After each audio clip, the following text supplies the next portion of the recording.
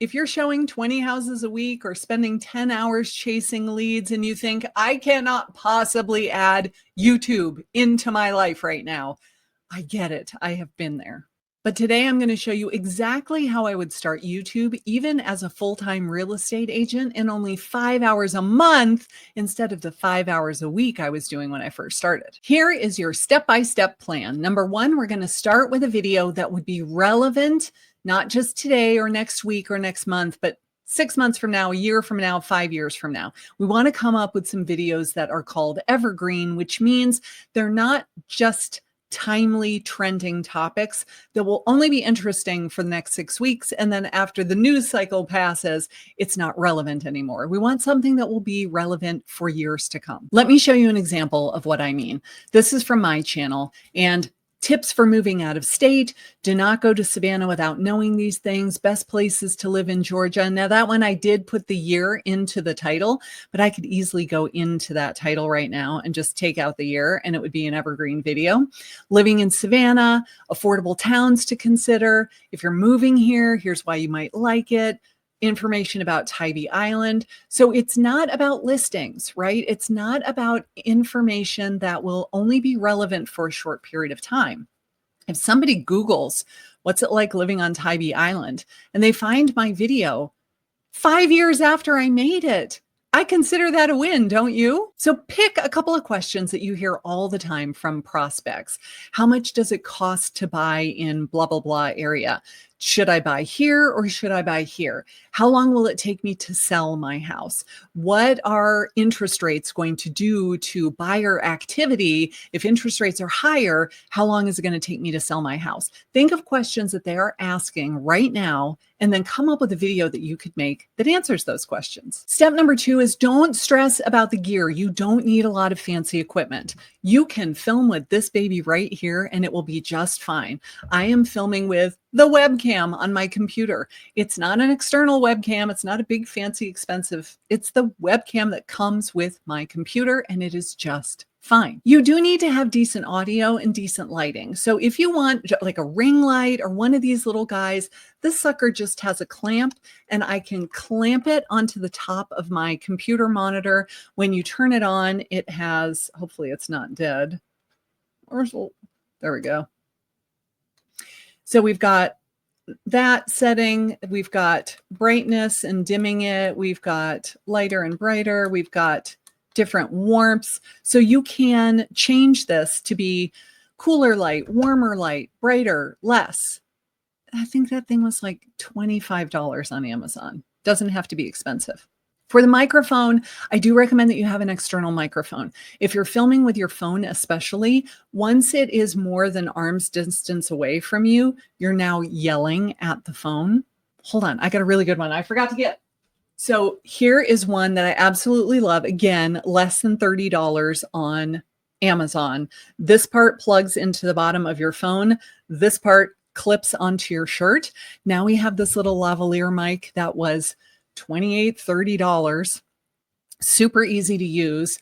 It literally, you plug it in, you turn it on, that's it. You just have to remember to charge it every now and then. Always my biggest problem. But between that microphone and that light, it's plenty. It's plenty.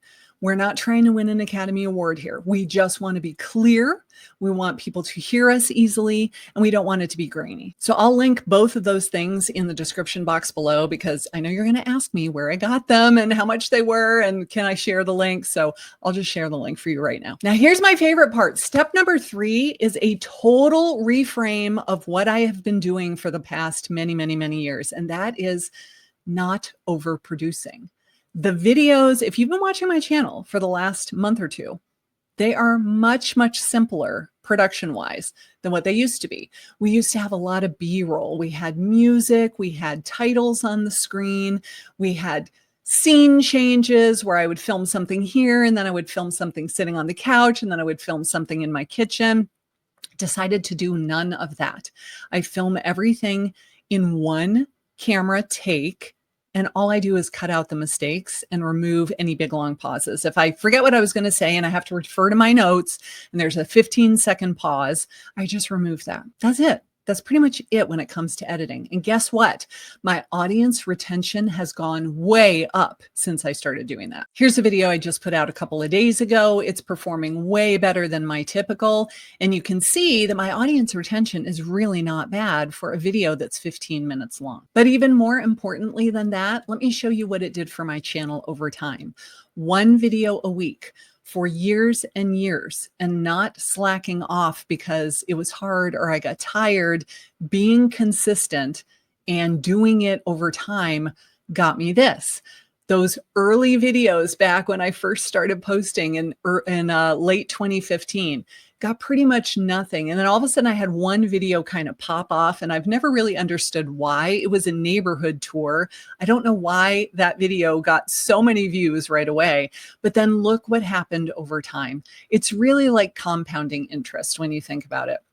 If you have a video and it goes viral, but you only post that one video, that's it. But when you have video after video after video, and none of them are huge, none of them are getting 50,000, 100,000 views in the first couple of weeks. They're not popping off and going viral, but slow and steady wins the race.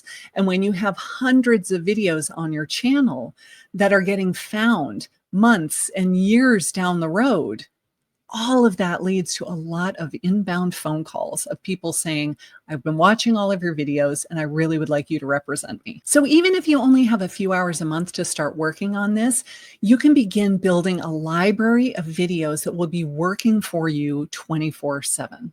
Don't compare your beginning to my 10 years in. Don't compare yourself to somebody who's been doing it for a very long time and feel like, well, I can't possibly do that because I would never be that confident on camera. We get there from sheer repetition and from practice.